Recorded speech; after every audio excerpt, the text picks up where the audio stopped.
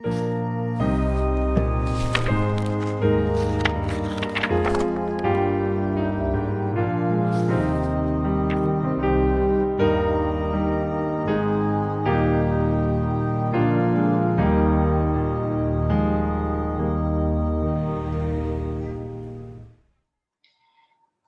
el día de hoy, mis hermanos, estaremos dando nuestra sexta clase. Ya hoy es la sexta clase que vemos de esta serie de enseñanza. Luego de haber visto en semanas anteriores lo que es la Biblia, su confiabilidad, el método inductivo, el cual lo dimos por preguntas de observación, preguntas de interpretación en una enseñanza y luego en la siguiente las preguntas de aplicación. También el cómo estudiar el Antiguo Testamento y lo que debemos tener en cuenta. Recuerdan esa clase, el tema de los pactos y obviamente ver a Jesús en el Antiguo Testamento, las tipologías de Cristo en el Antiguo Testamento. Vimos también el domingo pasado los géneros bíblicos que son narración e historia. El día de hoy continuaremos con dos géneros más, como lo son el poético y el sapiencial. Comencemos rápidamente con el primero de ellos, que es la literatura poética.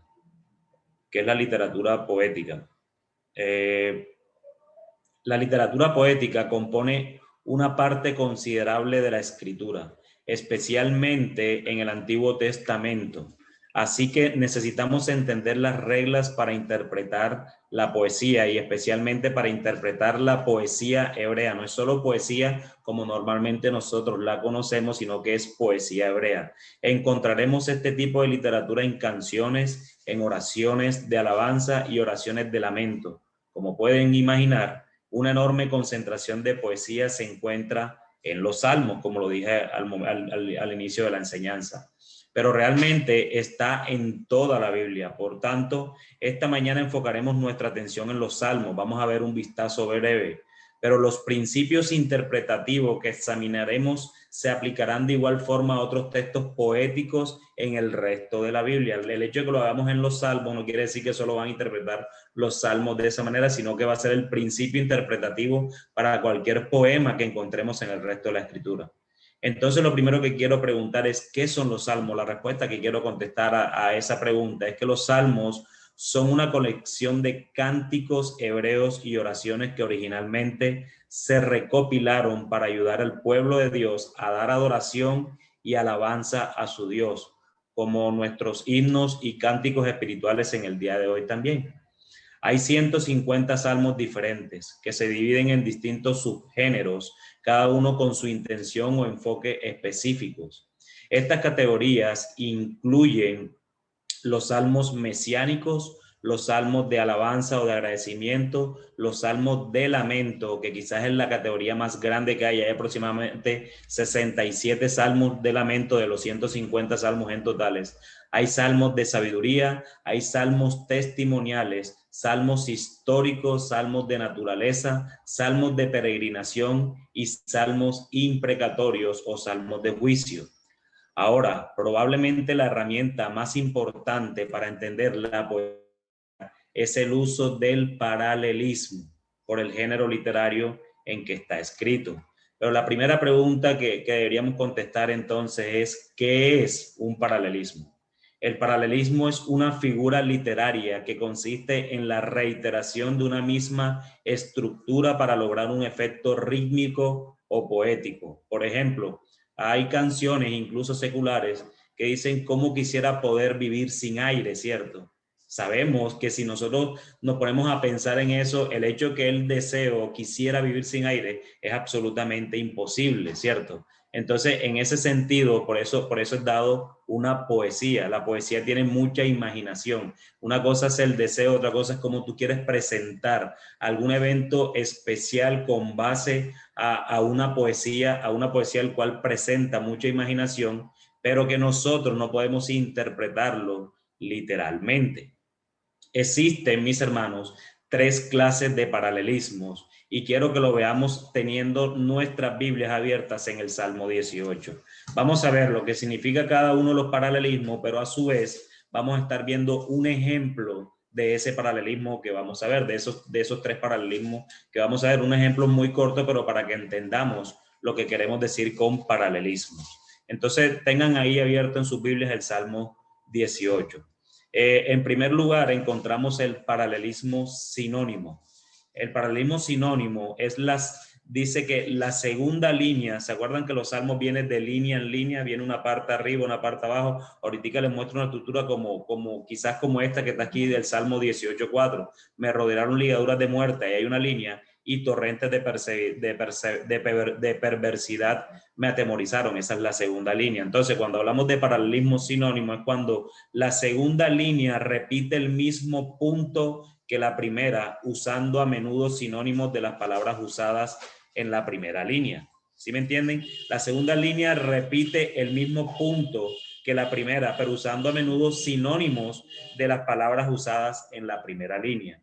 Está el paralelismo antitético, y esto es cuando la segunda línea expresa lo opuesto a la primera línea. Entonces quizás ese paralelismo es más fácil de identificar. Cuando encuentras un antónimo, si se puede decir, o una oposición o una parte contraria a la primera línea, o incluso porque hay salmos que vienen incluso de a 3 líneas. Y está el paralelismo sintético, que ese nos habla, el paralelismo sintético dice que ocurre cuando la segunda línea del texto, en este caso el salmo que vamos a estudiar, que es el Salmo 18, añade o contribuye un pensamiento adicional del mismo tema o sujeto de la primera línea, resultando en un más amplio o un significado completo.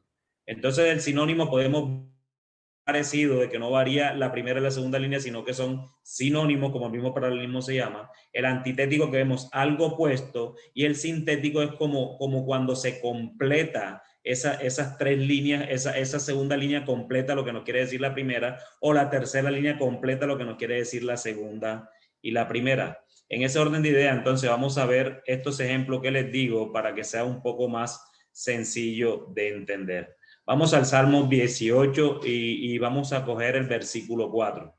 Salmo 18, versículo 4. Dice así la escritura: me rodearon ligaduras de muerte y torrentes de perversidad me atemorizaron. Me rodearon ligaduras de muerte y torrentes de perversidad me atemorizaron. Al interpretar el paralelismo sinónimo, trata de pensar el significado de un verso como una sola declaración. No interpreten la segunda o la tercera línea, en caso de que tuviera una tercera línea, como expresando un nuevo pensamiento o significado. Esto es especialmente importante en los proverbios, donde puede haber la tentación de hacer una nueva teología o una nueva enseñanza de la mitad de un proverbio. Las 2 o 3 líneas del paralelismo sinónimo actúan juntas para expresar un mismo pensamiento, un pensamiento único de una forma, de una forma más completa.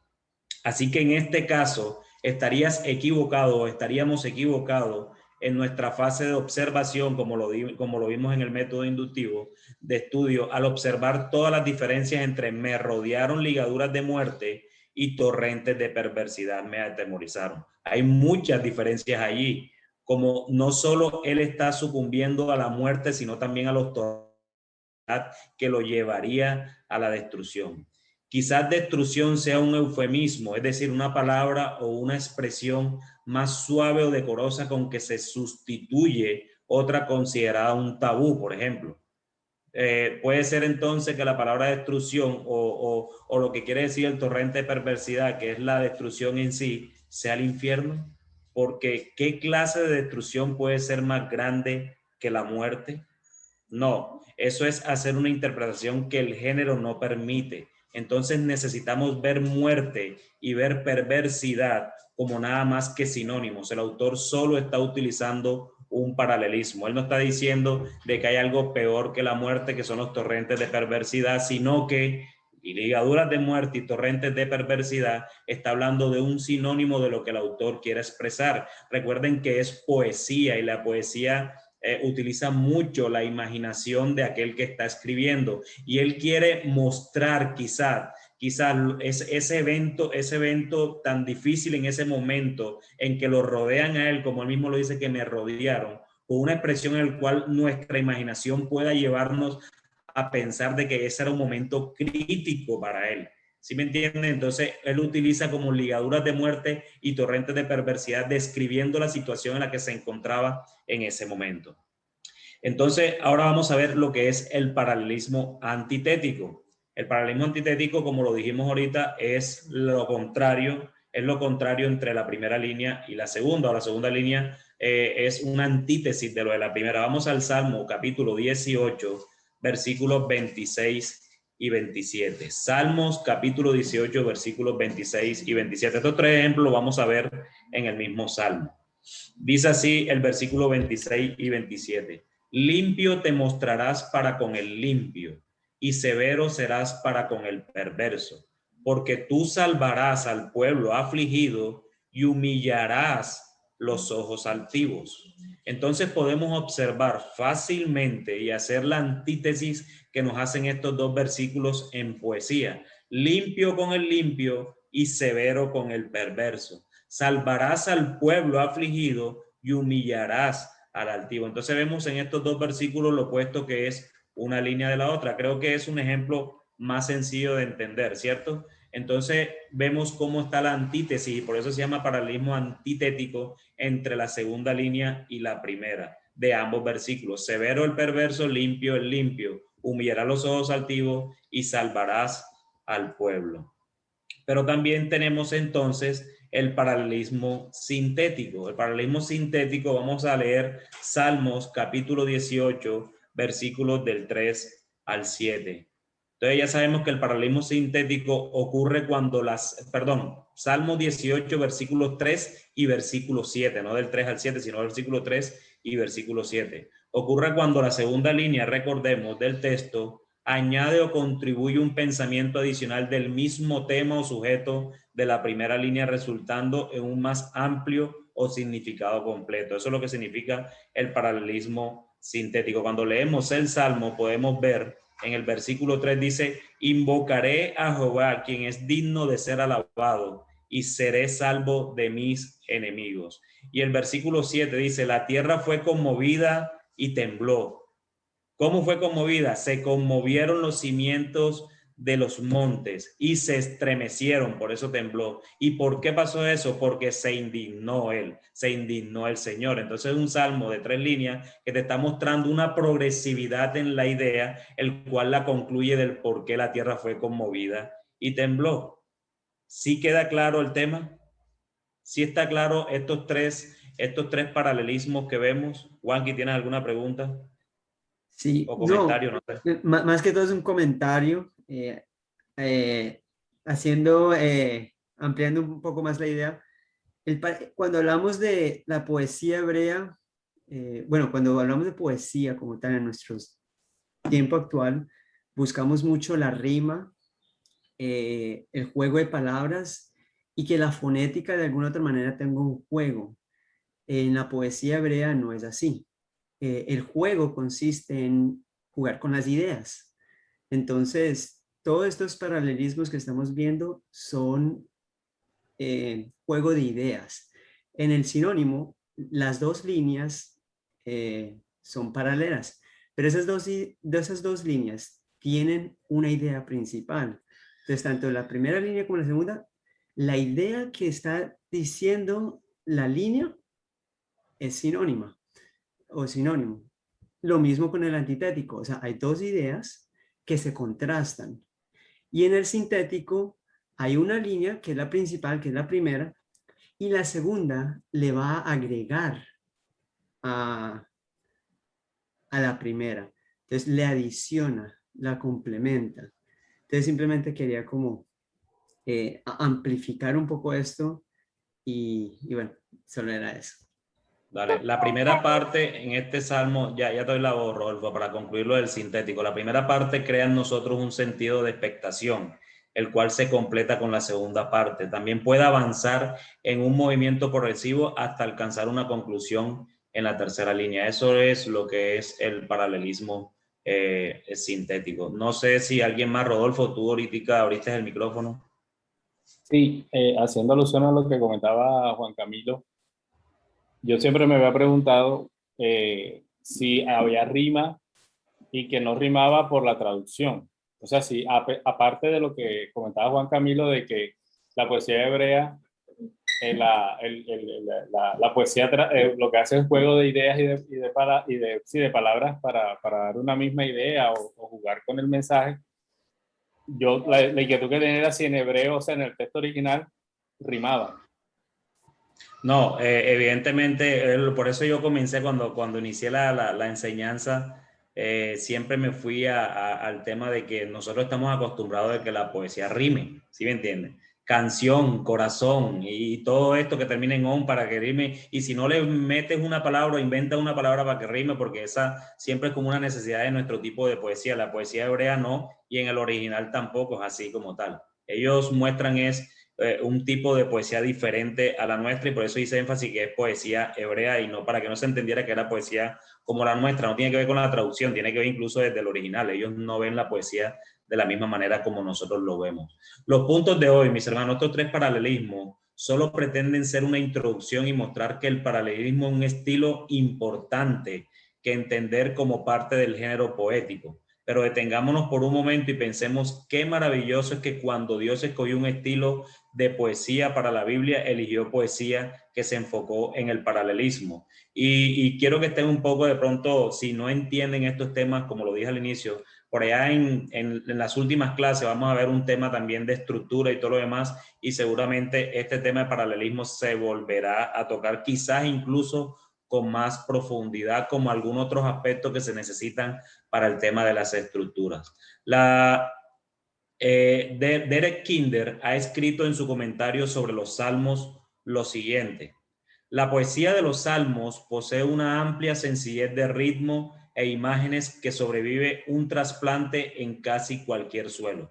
Sobre todo, el hecho de que sus paralelismos son los de sentido en vez de sonido le permite reproducir sus efectos principales con muy poca pérdida de fuerza o belleza. Se encuentra bien adaptada por la providencia de Dios para invitar a toda la tierra a cantar la gloria de su nombre. Yo creo que este comentario de Derek Kinder acerca de los salmos contesta un poco tu pregunta, Rodolfo, porque nos damos cuenta de lo que él está diciendo, que la poesía de los salmos posee una amplia sencillez de ritmo e imágenes que sobrevive un trasplante en casi cualquier suelo. Lo que el hermano está pretendiendo decir es que cualquier traducción que se haga desde el hebreo a cualquier idioma sobrevive a eso por la manera tan magistral con que Dios en su providencia permitió de que los salmos quedaran, incluso la poesía en todo el Antiguo Testamento, quedaran en esta poesía hebrea que nos muestra tanta sencillez, pero con una profundidad en el sentido. Si ves lo que él dice después, sobre todo el hecho de que sus paralelismos son los de sentido en vez de sonido. Nosotros estamos más acostumbrados al sonido, a que todo rime, que al sentido, mientras que estos paralelismos en esta poesía hebrea lo que vemos son más sentido, nos muestra más profundidad en la idea, en el sinónimo, nos muestra una antítesis en el antitético, y nos muestra una progresividad de la idea también en el sintético. Entonces, en ese sentido, creo que el Señor aún en su providencia ha permitido de que esto se entienda de esta manera para nosotros poder también hacer algunos estudios cuando investigamos y cuando estudiamos la escritura. Para concluir con la literatura poética, mis hermanos, quisiera dejarles algunas reglas interpretativas que podrían ser importantes al momento de estudiar los salmos. Estas son unas reglas que no son obviamente un mandato de la escritura, sino son unas reglas que nosotros incluso recomendamos para la interpretación. Recuerden que la enseñanza, la serie se llama Cómo estudiar la Biblia, entonces tenerla para la interpretación de la literatura poética. En primer lugar, los salmos y a menudo los proverbios pueden leerse como textos autónomos. A diferencia de la mayoría de los otros libros en la Biblia, y sobre todo los que son narrativos e históricos, no es imperativo en los salmos, en los proverbios, en la literatura poética, no es imperativo que una persona lea los salmos circundantes. Es decir, si vamos a estudiar el Salmo 18, no es imperativo que aquel que lo esté estudiando lea entonces desde el Salmo 15 al 17, después del 19 al 20, para ver la idea del salmista. No es imperativo, aunque obviamente siempre va a ser importante leer todos los contextos, pero no es imperativo, porque digamos que los salmos pueden sobrevivir, un capítulo 18 puede sobrevivir solo, y puedes mirar puedes mirar toda digamos que la estructura que los autores, los salmistas tuvieron para escribirlo. Rodolfo, ¿levantaste la mano? Sí, ahí en la parte de los salmos yo entiendo, y pues me corrige si no es así, que como tú lo explicas, exacto, cada salmo es un texto. Y esa es la división de la escritura original, cosa que no pasa en otros libros donde la división no hace parte de la escritura original, sino que se utilizó una metodología y esa es la que se ha seguido. En los proverbios tengo esa inquietud. Si la división por capítulos proviene así del original o si hace parte de una división que se hizo mucho tiempo después para sistematizar el libro. Por eso, cuando tú hablas de capítulo y versículo, la Biblia no fue escrita así. La Biblia fue escrita como un solo libro. Cada libro fue escrito como un solo libro. Los salmos fueron como un solo libro. Digamos que la distribución de capítulos y versículos los hace providencialmente algunos hermanos, digamos que para enseñar a la iglesia de una manera más eficaz de cómo estudiar la escritura. Pero originalmente ningún libro de la Biblia, ni carta, ni nada, tanto el Antiguo como el Nuevo Testamento, viene por capítulos y versículos. Originalmente viene un solo pergamino y ya, se acabó el libro. Sino que por facilidad y aún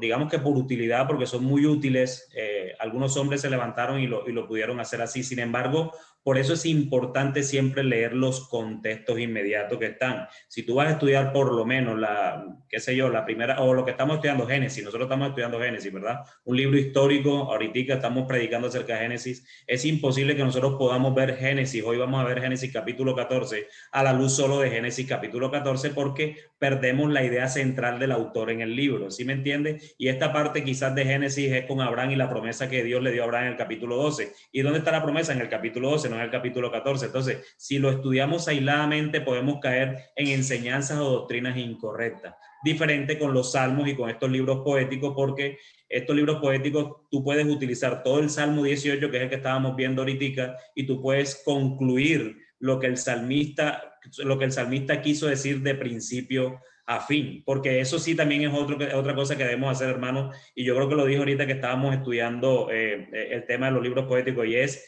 no podemos desligar en proverbios, por ejemplo, tú tocas proverbios, no podemos desligar una idea central del proverbio que está completo. Por ejemplo, si te está hablando, qué sé yo tengo un ejemplo más adelante y ahorita quizás lo veamos, pero tú no puedes estar hablando de una promesa cuando Dios no está dando una promesa allí. Tú no puedes explicar o tú no puedes exponer una promesa que Dios está dando en proverbios cuando Dios no está dando promesas en proverbios, que es lo que normalmente podría pasar es una cosa, lo que generalmente puede pasar es una cosa, pero no podemos tomarlo como una enseñanza de promesa de Dios porque Dios no ha prometido nada a los proverbios, nos ha dado un libro de sabiduría. Entonces tampoco en ese sentido podemos desligar, tenemos que ser sabios al leer la escritura. Si tú lees un proverbio que tú crees que no te da la idea completa, entonces lee arriba y lee abajo para ver si te la completa. Si no te la completa es porque Dios en su providencia lo dejó hasta allí. ¿Sí me entiendes? Porque tampoco la idea de los proverbios es darte la idea absolutamente completa. Proverbios te da principios de sabiduría también. Entonces, hay unos textos en los que cierra con la sabiduría completa y absoluta. Hay otros textos en los que los deja un poco abiertos, también por temas de conciencia del autor como tal. Juan Camilo, tú alzaste la mano. El micrófono. Sí, Okay. sí, para también ir en la misma línea, la poesía es bastante amplia. Cuando tú ves, por ejemplo, el libro de Job, hay una narrativa, hay un juego de diálogo entre Job. No te me adelantes, Juanqui. Job yo hablo ahorita, Juanqui. Bueno, listo, pero lo que quiero expresar entonces a Rodolfo es que la poesía puede constar de eso, que bueno, no me adelanto, puede tener cantos, cada salmo era un canto que cantaba Israel, era el himnario, y son estrofas, digamos que grandes, amplias. Cuando hablamos de los proverbios, como lo dice la palabra proverbios, parece ser que son frases, ¿sí? Aunque hay capítulos que sí engloban una idea general, como hay otros capítulos que los proverbios están totalmente aislados el uno al otro. Entonces, por ejemplo, hablamos de la ramera, capítulo como 7, 8, por ahí, donde todo el versículo habla de eso. Hay capítulos donde hay pura insensatez. Entonces, sí hay una idea general dentro del capítulo, que se agrupó cuando se hicieron los capítulos, pero no necesariamente en el libro de Proverbios, por ejemplo, vemos toda una narrativa, sino que un proverbio y el siguiente proverbio tienen una idea totalmente distinta. Entonces la poesía juega con todo eso, estrofas, una sola línea, o toda una narrativa como el libro de Job. O como la mujer virtuosa, por ejemplo, la mujer virtuosa también que tiene casi todo el Proverbio 31. Entonces, en ese sentido, hermano, hay que ser sabios al leerlo. Y cuando tú no encuentras una unidad completa, pues investigar alrededor, en el contexto inmediato, a ver si el autor, si el Espíritu Santo decidió dejar eso hasta allí, o si de pronto hay otra idea, incluso otra idea en otra parte de la escritura como tal, porque también es necesario también afirmarla, porque Dios no da enseñanzas aisladas, Él las va confirmando en toda la escritura como tal. Los salmos fueron escritos por diferentes... Fabián, ¿tú ibas a decir algo? Ok, dale. Bueno, antes que finalicemos el tema de los salmos, quería hacerte una pregunta, pastor, y es cómo nosotros, como creyentes en la actualidad contemporánea, podemos estudiar todos estos textos imprecatorios, sobre todo las oraciones imprecatorias que aparecen en los salmos. Esa es mi pregunta, y con respecto al tema de las divisiones, quería dar un aporte un poco jocoso, y que cuenta la historia de que estas divisiones de los versículos las hizo un hermano que iba montado en un caballo, iba haciendo las divisiones. Es decir, no son tan relevantes, en realidad no son tan relevantes, pero como lo dijiste, pastor, es una herramienta muy eficaz para el estudio de las escrituras y para poder localizar lo que queremos encontrar. Pero quería hacerte la primera pregunta, que tenía dudas respecto a eso. Sí, hermano, incluso para completarte la conclusión, ya, ¿quién alzó la mano? Porfa, que alce la mano, porque como tengo... ¿Quién? Ángel. Ya voy, Ángel, ya te digo. Incluso hay veces que hay el tema de títulos en la Biblia, ¿verdad? Ustedes ven incluso los títulos, esos títulos tampoco son inspirados. De hecho, muchas veces yo me he enfrentado a temas donde hay títulos diferentes y es un mismo sermón como tal, porque el autor en ese momento, el que lo hizo, cuando lo dividió, quizás en su sabiduría, él lo escogió hasta ahí, pero nosotros vemos, por ejemplo, de que el texto no termina. Incluso en capítulos, nosotros cuando vemos Primera Juan, cuando está hablando del pecado, para mí el texto no termina en el capítulo 1, sino en el capítulo 2, cuando dice, hijitos, no pequéis, pero cuando pequéis, entonces nos damos cuenta cómo puede variar el tema. Por eso es importante estudiar sobre todo en los libros históricos y narrativos, tanto los contextos. Ya el tema de poesía es diferente, debe tener una agilidad diferente, unas maniobras diferentes y unas herramientas que se nos dan de manera diferente, como son los paralelismos. En cuanto a tu primera pregunta, Fabi, en cuanto a los salmos imprecatorios, hay diferentes posturas en ese sentido. Yo considero que en nuestro contexto, incluso en el mismo contexto de los salmistas, siempre ellos tenían claro de que la venganza... Ahora, para los que no conocen, los salmos imprecatorios son aquellos salmos en los que al parecer el salmista ora en contra de sus enemigos, como pidiendo venganza sobre ellos y todo lo demás. El contexto obviamente ahí es que cada salmista, lo que escribieron esos salmos, en algunos momentos estaban siendo perseguidos, en otros estaban siendo enfermos. En fin, había muchas multitudes de ideas principales del por qué ellos pedían que fueran quizás asesinados o que fueran vengados porque estaban asediándolos o cosas así, y ellos oraban de esa manera. Sin embargo, nosotros también, y si te das cuenta, creo que en uno de los puntos que está aquí, que es el cuarto, te lo voy a leer ahí, dice: al estudiar los salmos imprecatorios o de juicio, debemos comprender que las declaraciones sobre odiar a los enemigos de Dios no violentan otros mandamientos bíblicos de amar a nuestros enemigos. Los salmos imprecatorios revelan respuestas emocionales a aquellos que son enemigos de Dios y de su pueblo, y deberían ser leídos en ese contexto. Y como principio para nosotros, yo creo, y te lo digo personalmente, que orar imprecatoriamente puede darse el caso, sin embargo, esperando que la justicia provenga de los cielos, porque es que muchas veces nosotros queremos orar imprecatoriamente al Señor, pero nosotros mismos tomar justicia, y nosotros no estamos para tomar justicia, porque dice la Escritura que la venganza es mía, yo me vengaré, yo soy el Dios. Entonces él es el que toma justicia, y nosotros, si queremos orar imprecatoriamente por personas que le hacen daño a otras personas, por ejemplo, pero sobre todo, y ahí sí quiero ser enfático, sobre todo por personas o grupos de personas que van en contra del mandamiento, de la voluntad de Dios, que siempre van a estar en contra sobre las cosas que Dios da como buenas. Yo creo que el orar imprecatoriamente es solamente pedir justicia a Dios para que su poder y su majestad se levante en contra de esos que él también iba a conversar, iba a hablar. Ángel. Gracias. Ok. Dale. No, solo, pues creo que ahorita Juanqui dio mucha ayuda en el tema de los salmos, haciéndonos ver que son cantos. O sea, a diferencia de los demás libros de la Escritura, el Salmo tiene esa consideración. También algunas profecías que nos dicen oráculo de tal, o sea, nos muestran algunas cosas que son puntuales de que ahí hay una idea que se cierra en otro punto. A veces en otros textos no es tan fácil, y los capítulos parecen interrumpir las ideas, como bien decía Fabi. Pero en los Salmos tenemos esa particularidad, nos muestran que son un canto, el canto X, ¿sí?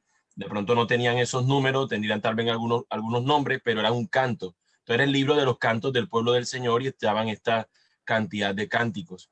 En cuanto a los salmos imprecatorios, solamente también de manera jocosa, es que una vez con un hermano diciendo, si le pusiéramos música a los salmos, es probable que los salmos de consuelo y demás pudieran ser esos salmos como con una música, con una melodía más balada o algo así, pero el salmo imprecatorio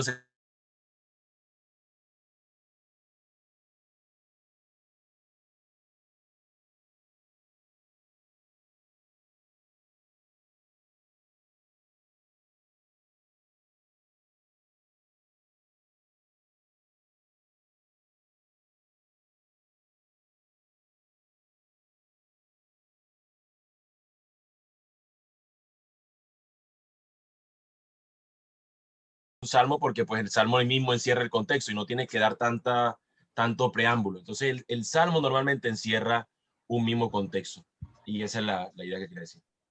Ok, gracias, Pastor.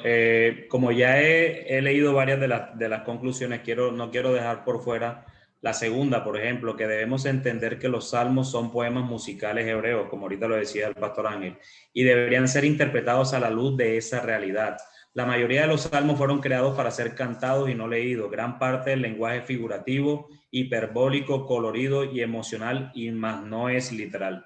Cuando los salmos hablan de 3 árboles aplaudiendo con sus manos, por ejemplo, esto es metafórico, no es literal. Cuando David dice, todas las noches inundo de llanto mi lecho con mis lágrimas, en el Salmo capítulo 6, está expresando su duelo de una forma colorida y no literal. Entonces los salmos hablan primero al corazón y luego a la cabeza. Ese es el efecto de los salmos, hablar primero al corazón, de que los salmistas quieren mostrarnos a través de imágenes, de poesía, a través de imágenes y cosas hiperbólicas o temas de colorido y emocionales, mostrarnos el impacto que esto puede ocasionar en un creyente como tal.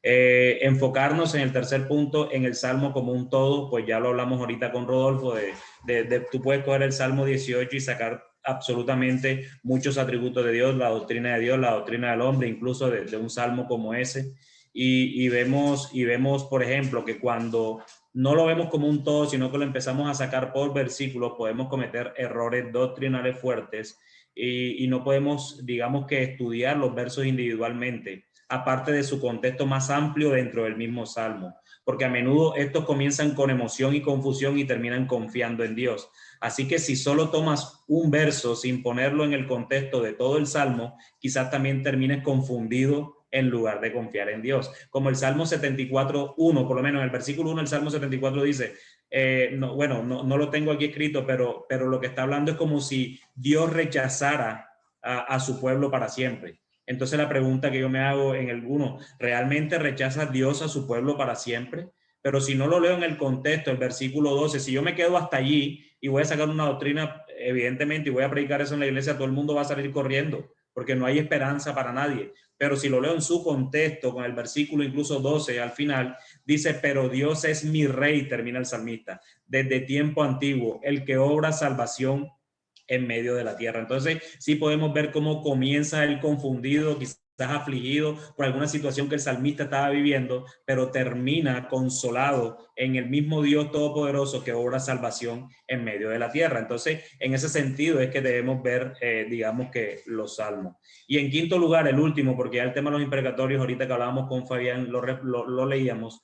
Recuerda que en poesía una expresión puede abreviarse y por tanto ser menos clara de lo que esperaríamos en una declaración en prosa. La prosa es una forma natural en que podemos describir una circunstancia o una historia. Los libros históricos podemos ver prosa y en las narrativas también, porque nos están contando una historia completa, lo que el Señor obró para que lo que era suficiente para nosotros entender y podemos entender una historia completa, como lo vamos a ver ahorita con el sermón de Génesis capítulo 14. Hay una historia, hay un lapso de la historia que es completo y podemos entenderlo más fácilmente. En poesía no es así. Hay veces que nos dejan muy abreviados, hay veces que nos dejan ideas abiertas. Por esta razón, cualquier conclusión doctrinal que hagas al estudiar poesía debe a su vez estar enseñada más claramente en otras partes de la escritura, en un género que no sea poético. Y esto es claro, mis hermanos. Si tú de algún salmo estás sacando una doctrina que el resto de la escritura no lo está afirmando, mi hermano, lo más probable, sin temor a equivocarme, es que sea una herejía.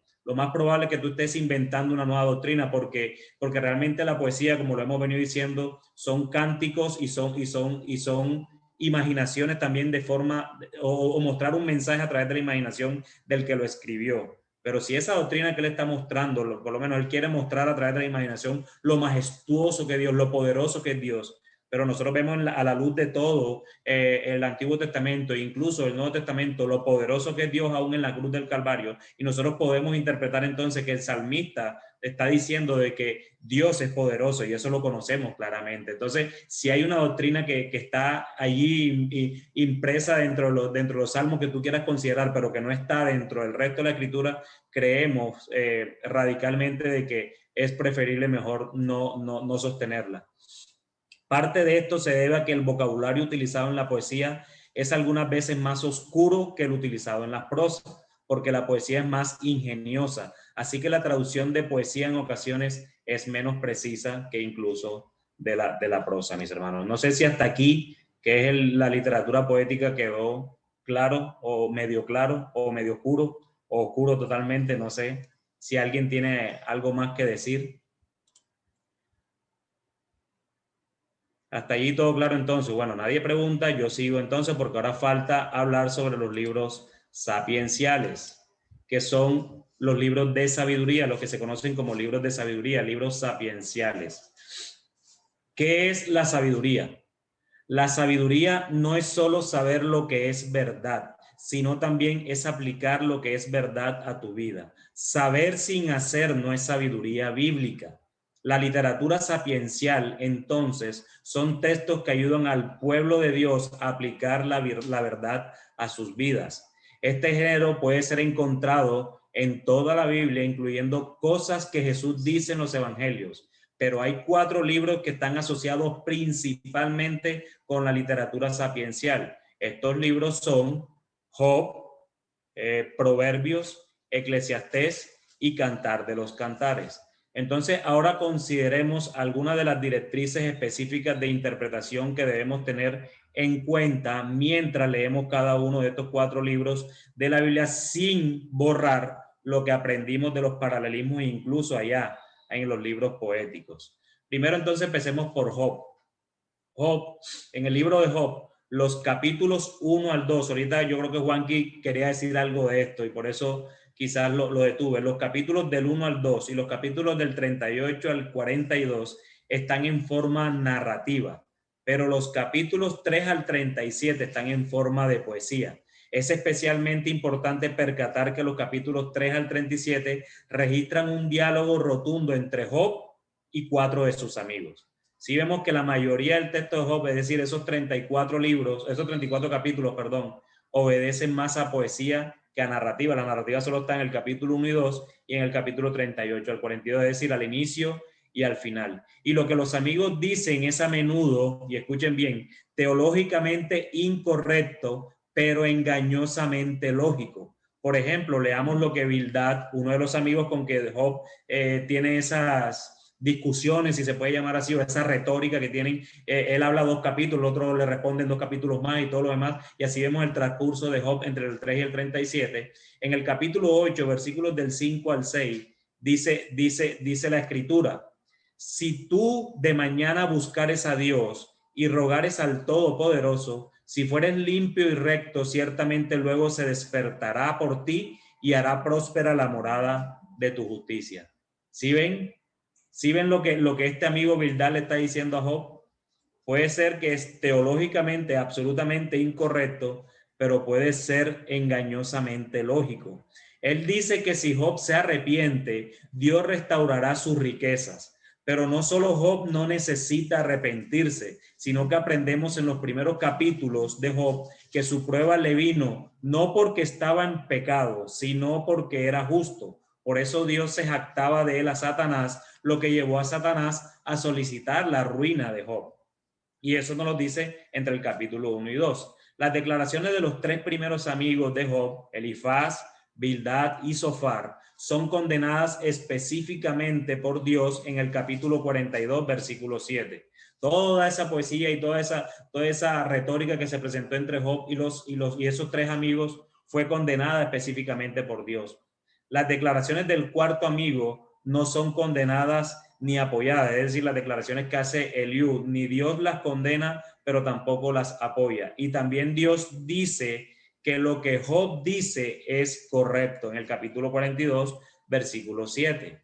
Así que necesitamos tener todo esto en mente cuando interpretemos y apliquemos las verdades y principios de estas secciones con los amigos de Job. ¿Podemos confiar en lo que Job dice? Claro que sí, porque Dios lo dijo. Probablemente podemos confiar en lo que Eliú dice en los capítulos 32 al 37, pero deberíamos construir o no deberíamos construir ninguna doctrina de lo que él dice que no esté dicho en otras partes de la escritura. Lo que les decía ahorita acerca de la literatura poética, no hacer doctrina porque simplemente Dios no dijo nada acerca de Eliú. Entonces, si Dios no dijo nada acerca de Eliú, entonces Eliú está en lo correcto. No necesariamente es así, porque si lo que Eliú dice no está afirmado en el resto de la escritura, en los narrativos o históricos, evidentemente es mejor no decirlo. Y podemos aplicar las declaraciones que los otros 3 amigos como suposiciones comunes de este mundo que Dios dice que están absolutamente equivocadas. Eso sí lo podemos decir rotundamente, que los otros 3 amigos de Job estaban absolutamente equivocados, así parecían engañosamente válidos. El propósito general de Job es mostrar que Dios es soberano sobre todo lo que pasa, incluyendo el sufrimiento de gente fiel como Job. Las aflicciones de esta vida, el dolor que experimentamos será con frecuencia un misterio para nosotros, pero debemos confiar en Dios y saber que Él sabe lo que está haciendo. Este es el enfoque de Dios en los capítulos 38 y 39, cuando le pregunta a Job: ¿dónde estabas tú cuando yo fundaba la tierra? Házmelo saber si tienes inteligencia. ¿Quién ordenó sus medidas si lo sabes? ¿O quién extendió sobre ella cordel? Dios orienta a Job correctamente. Yo soy el creador y tú eres la creación. Entonces, así podemos interpretar correctamente el libro de Job, teniendo en cuenta los 2 primeros versículos, los 2 primeros capítulos, capítulo 1 y capítulo 2, y los últimos capítulos entre el 38 y el 42, porque el resto es una poesía. ¿Alguien tiene alguna pregunta acerca de esto? Bueno, sigamos entonces, si nadie levanta la mano. Proverbios, que es otro libro sapiencial. Los proverbios son una colección de refranes que dan consejo y conocimiento general sobre cómo el pueblo de Dios debería actuar y hablar. Podemos ver que los proverbios son declaraciones cortas de la verdad escritas en un modo fácil de recordar. Los proverbios son declaraciones cortas de la verdad escritas de un modo fácil de recordar. Ellos no están,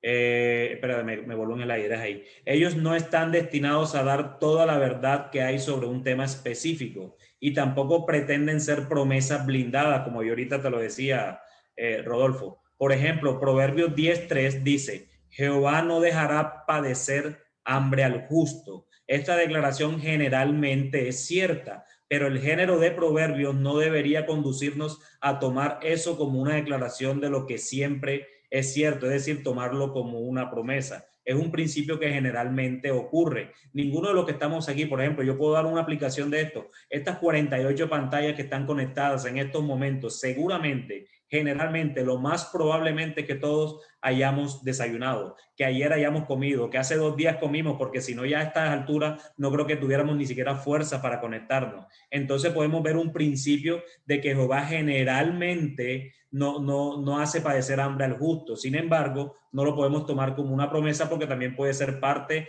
de una disciplina a alguien que tiene problemas con la gula, por ejemplo, que tiene problemas con el comer, que tiene problemas con algunos aspectos de su salud. Y a veces el Señor nos disciplina de esa manera para poder entender esas cosas. Los proverbios establecieron algunos temas recurrentes y contrastaron aquellos temas que son importantes de considerar, como la sabiduría y la mujer insensata, que ahorita Juan Camilo hablaba, el perezoso y la hormiga diligente. Si ven el contraste, la sabiduría y la insensatez, el perezoso y la hormiga diligente. Entonces hay un contraste allí. Así que recordemos, los proverbios describen lo que generalmente sucede, pero ellos no son promesas de lo que siempre sucederá.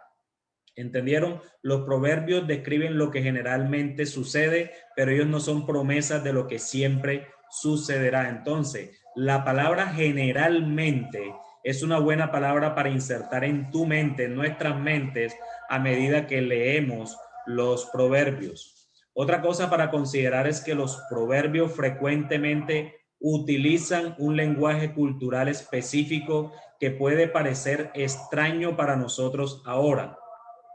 Cuando te encuentres con refranes que no entiendas o que usen lenguaje de los días de Salomón, encuentra el principio esencial del proverbio y aplícalo de un modo que tenga sentido a nuestro tiempo. Esto es bien importante también. Por ejemplo, hay un ejemplo claro, las referencias a reyes en proverbios pueden ser a menudo aplicadas a los gobernantes o al presidente de nuestra nación. ¿Sí ven? Porque en ese entonces cuando Salomón escribía, pues evidentemente los reyes era la parte gubernamental o de la parte de la ley civil donde estaba el mayor poder como tal. Ahora veamos Eclesiastés. ¿Alguien tiene alguna pregunta sobre la manera de interpretar proverbios?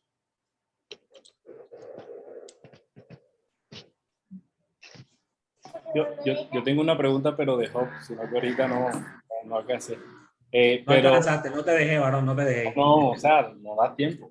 No, la pregunta es, bueno, te agradezco mucho la explicación de Job, porque como bien lo mencionabas allí, pareciera que lo que dicen los amigos es lógico, pero bueno, el mismo Dios al final hace la claridad de que creo que aquí en el trabajo le estábamos conversando aquí cuando uno lo lee fuera de como de todo el libro, uno dice, bueno, o sea, pareciera que lo que ellos están diciendo es correcto, y de hecho cuando hacen referencia a los atributos de Dios también, pero pues hay que tener cuidado como tú dices, y bueno, te agradezco porque es uno de los libros que entramos como en qué tomamos como cierto y qué no de lo que ellos dijeron, porque hay cosas que parece que están bien.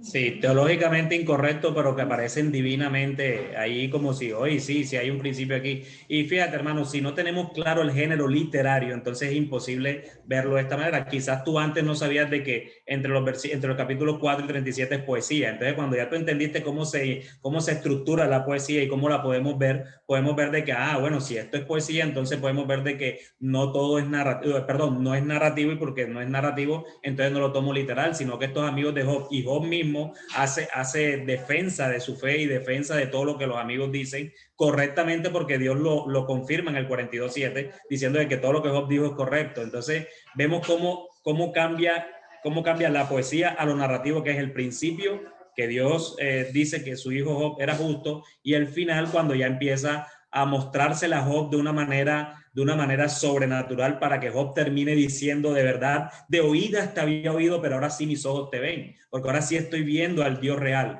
a pesar de que yo era justo, no sabía cómo era ese Dios real. Entonces, cuando tenemos en cuenta el género literario, es una gran ayuda para poder estudiar la escritura como tal. Gracias, mi hermano. Eclesiastés.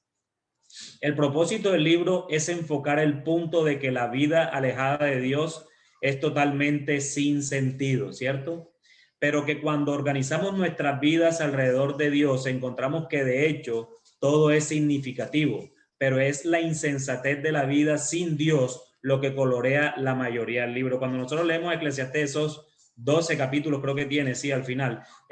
Cuando leemos todo el libro de Eclesiastés, nosotros quedamos como que, bueno, ¿y Salomón qué le pasó aquí? ¿Sí me entiendes? Tanto que gozó, disfrutó y ahora dice que todo es vanidad. Entonces todo es vanidad y vanidad y vanidad, vanidad de vanidades y vanidad de vanidades. Entonces, ¿qué fue lo que pasó aquí? Pero cuando leemos detenidamente el libro de Eclesiastés, y recuerden que es sapiencial, para interpretar el Eclesiastés correctamente necesitamos tener una vista panorámica del libro completo. Si tú te pones a leerte solo el capítulo 3 o 4 y quieres sacar una doctrina, y créeme que vas a terminar derrotado. ¿Sí me entiendes? Hay libros que son necesarios, hermanos, que los leamos completo para poder entender la idea que el autor, en este caso Salomón, quería darnos o que Dios quería darnos a través de Salomón.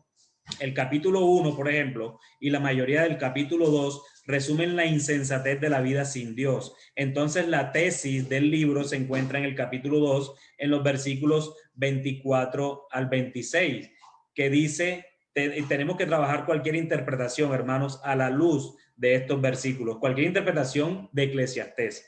Dice, no hay cosa mejor para el hombre sino que coma y beba, y que su alma se alegre en su trabajo. También he visto que esto es de la mano de Dios, porque ¿quién comerá y quién se cuidará mejor que yo? Porque al hombre que le agrada, Dios le da sabiduría, ciencia y gozo, mas al pecador da el trabajo de recoger y amontonar para darlo al que agrada a Dios. También esto es vanidad y aflicción de espíritu.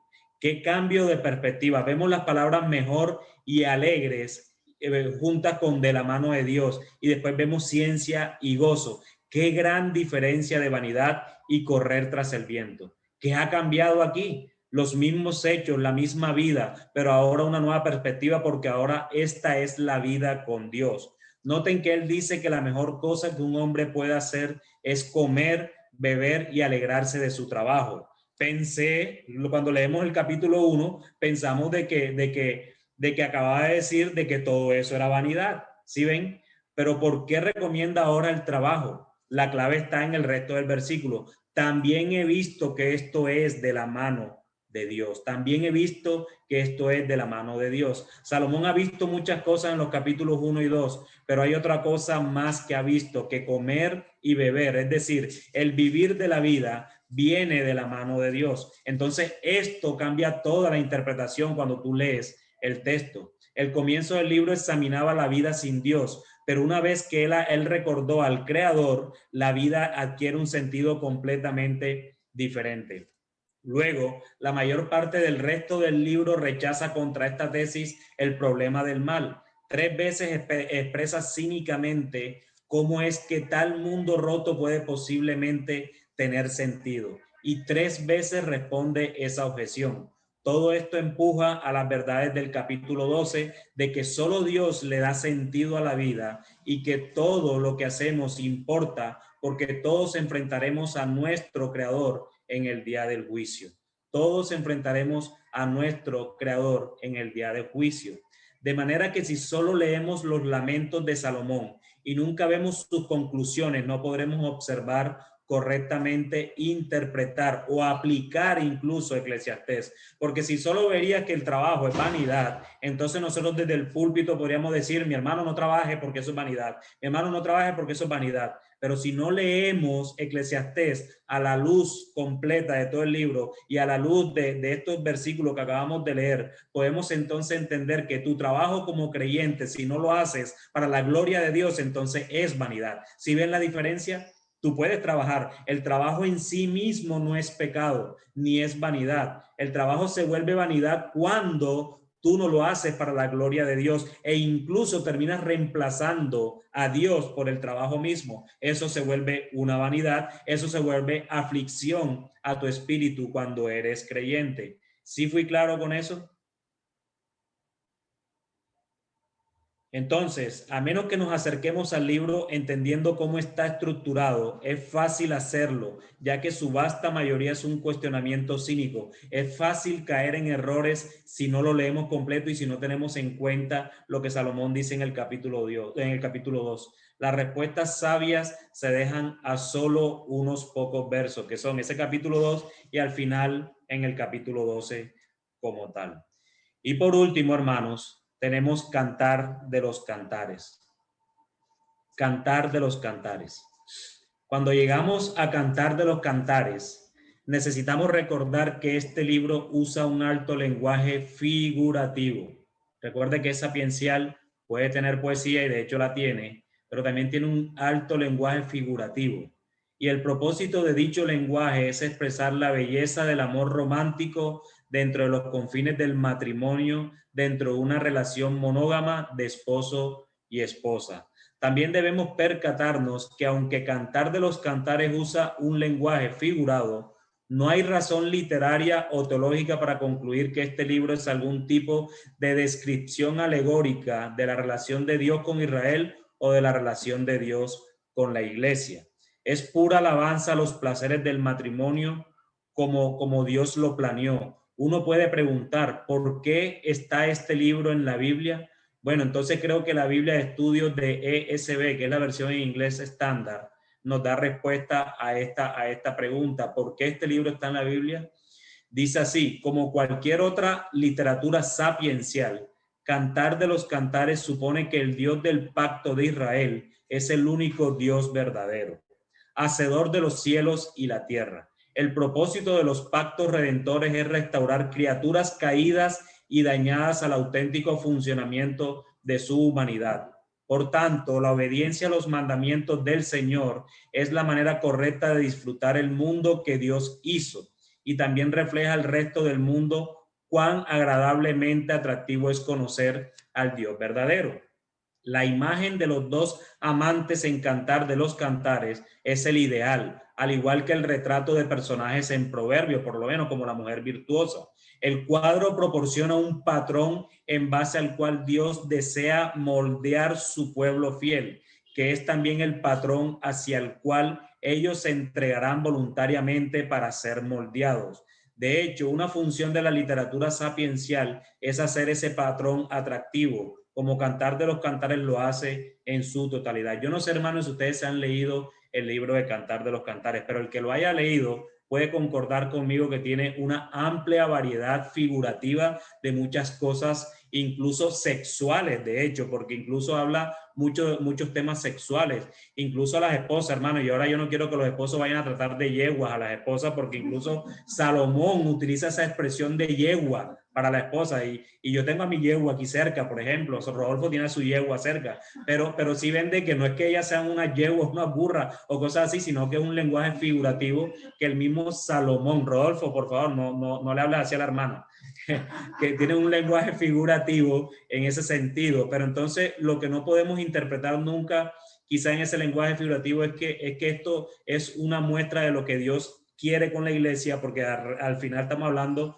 de un pacto matrimonial. ¿Sí me entiende? Lo que Dios está mostrando a través del escrito de Salomón son los principios de cómo él lo había hecho incluso desde Génesis capítulo 3, capítulo 1 y capítulo 2, cuando creó el matrimonio entre Adán y Eva. Es decir, así debería ser nuestro matrimonio. Así debería ser nuestros matrimonios, con esos principios válidos que nos da en esa poesía, en ese libro sapiencial de sabiduría para nosotros en nuestros matrimonios.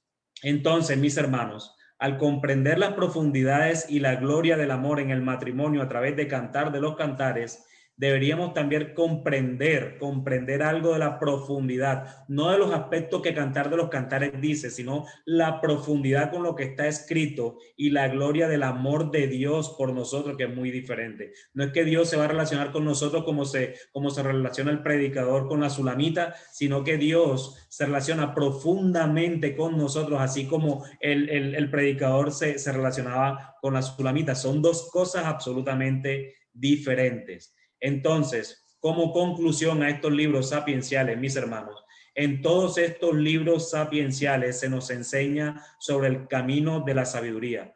La sabiduría significa temer a Dios y obedecer sus mandamientos. Y sin embargo, incluso como cristianos, pecamos todo el tiempo.